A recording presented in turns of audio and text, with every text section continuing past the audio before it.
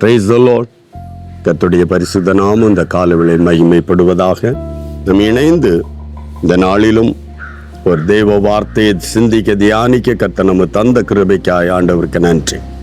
இந்த நாளிலும் கூட எரேமியா தீர்க்கதரிசியின் புஸ்தகம் 30வது அதிகாரம் அதனுடைய 19வது வசனத்தின் முதல் பகுதியை வாசிக்கிறேன். அவைகளிலிருந்து ஸ்தோத்திரமும் ஆடல் பாடலின் சத்தமும் புறப்படும்.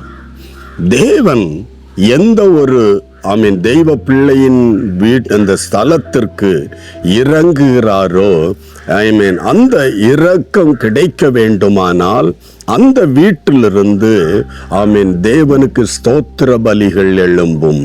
அந்த எதிர்பார்ப்போடு அவன் தேவ பிள்ளைகள் தங்கி இருக்கிற அந்த வீட்டிலிருந்து என்ன எழும்பும் என்று தேவன் எதிர்பார்க்கிறார். தேவன் எதற்காக ஒரு வீட்டை, ஒரு ஸ்தலத்தை உன்னிமித்தம் ஆசீர்வதிக்கிறார் தெரியுமா? நீ இருக்கிற வீட்டிலிருந்து ஸ்தோத்திரமும் பாடலும் துதியும் எழும்பும். ஹல்லேலூயா, ஆமென். தேவ பிள்ளைகள் இருக்கிற வீடு, ஆமென், பலவிதமான நிகழ்ச்சியின் சத்தங்களால் நிறைந்து அல்ல. தெய்வ பிள்ளை இருக்கிற வீட்டில் ஸ்தோத்திரம் எழும்பணும். தெய்வ பிள்ளை இருக்கிற வீட்டில் பாடல் எழும்பணும். கீர்த்தனைகள், ஆமென், தேவனை பாடி துதிக்கிற வார்த்தைகள் எழும்பும் என்கிற ஒரு எக்ஸ்பெக்டேஷன். தேவனுக்கு நம்மிலிருந்து ஒரு எதிர்பார்ப்பு. அல்லேலூயா, ஆமென். எதற்காக ஒரு மனிதன் தங்கி இருக்கிற இடத்தை மேல் இரக்கம் வைக்கிறார்? அந்த இடத்திலிருந்து துதி எழும்பும். அந்த இடத்திலிருந்து எந்த சூழ்நிலையானாலும், எந்த நிலைமையானால், நெருக்கமானாலும், பிரச்சனைகளானாலும், போராட்டங்களானாலும் அந்த இடத்திலிருந்து அந்த பிள்ளைகள் தேவனை துதிப்பார்கள் என்று எதிர்பார்க்கிறார். அல்லேலூயா. நெருக்கம்தான், பற்றாக்குறை, ஆனாலும் தேவனை துதிக்கும் துதி அந்த வீட்டிலிருந்து எழும்பும் என்கிற ஒரு எதிர்பார்ப்போடு அந்த வீட்டை ஆசீர்வதிக்கிறார். ஆமென். இந்த கால வேளையில் பிரைஸ் தி லார்ட். நீ தங்கி இருக்கிற இடம் தேவ இரக்கம் பெற்ற இடமானால் பயம் மறந்து விடாது. வீட்டில் துதிக்க ஆரம்பிச்சிரு. ஹல்லேலூயா. தேவனை பாட ஆரம்பித்து விடு. தேவனை மகிமைப்படுத்த ஆரம்பித்து விடு. அதற்காகவே அந்த வீட்டை உனக்கு தந்திருக்கிறார். அதற்காகவே நல்ல ஒரு வாசஸ்தலத்தை உனக்கு தந்திருக்கிறார். அநேகருக்கு கொடுக்க கூடாத ஒரு வாசஸ்தலம் உனக்கு கிடைத்திருக்கிறதா? அதிலிருந்து துதி எழும்பட்டும், தேவ பாடல் எழும்பட்டும், தேவ மகிமை எழும்பப்படட்டும். கர்த்தர் அந்த இடத்துல இறங்கி வருவார். ஹல்லேலூயா.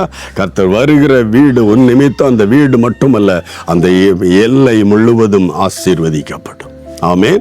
ஆண்டவரை நோக்கி பார்க்கலாம். இதுவரை தேவனை பாடி துதிக்க முடியாத வாசஸ்தலத்தில் நீ இருக்கிறாயோ? இந்த காலவேளையில் கர்த்தர் உனக்கு உனக்கு ஒரு வீட்டை தந்தது, ஒரு குடும்பத்தை தந்தது, ஒரு வாசஸ்தலத்தை தந்தது. நீ பாடி துதித்து தேவனை மகிமைப்படுத்துவாய் என்ற எதிர்பார்ப்போடு. ஹல்லேலூயா. இதுவரை நடக்கலன்னா இன்று முதல் செய்ய ஆரம்பித்து விடு. தேவ இரக்கத்தை இன்னும் பெற்றுக்கொள்வாய். செபிக்கலாம். அன்பு தகப்பனே, என்னோடு இணைந்து செபிக்கிற ஆண்டவர், இந்த வார்த்தை எந்தெந்த இருதயத்தின் ஆழங்களோடு இடைப்பட்டதோ ஒவ்வொருவரையும் ஒப்பு கொடுக்கிறோம்ப்பா. ஹல்லேலூயா. நீர் நல்ல ஒரு வீட்டை கொடுத்து தங்க உதவி செய்திருக்கிற அந்த வீட்டிலிருந்து துதி எழும்பும் என்ற எதிர்பார்ப்போடு, உம்மை மகிமைப்படுத்துவார்கள் என்ற எதிர்பார்ப்போடு, ஒரு பாடி துதிப்பார்கள் என்ற எதிர்பார்ப்போடு நீ அந்த நல்ல ஒரு வீட்டை, வாசஸ்தலத்தை கொடுத்திருக்கிறீர். இந்த நாட்களில் அதை அறிந்த எல்லா தெய்வ பிள்ளைகளும் ஒவ்வொரு நாளும் தகப்பனே உம்மோடு பேச, உம்மை துதிக்க, உம்மை ஆராதிக்க, உம்மை மகிமைப்படுத்த அந்த கூடாரத்தில் தேவன் தூத சேனையோடு ஏறி இறங்குகிற இடமாய் காணப்பட கர்த்தர் உதவி செய். அப்படி செய்யப்படுறதுக்காக நன்றி. ஒவ்வொருவரையும் ஒப்பு கொடுக்கிறேன் இயேசு கிறிஸ்துவின் நாமத்தில் பிதாவே, ஆமென், ஆமென். கர்த்தர் உனக்கு தந்த வாசஸ்தலத்தில் ஆமென் சந்தோஷமாயிருக்க தேவனை துதி, தேவனை மகிமைப்படுத்து. God bless you. Praise the Lord.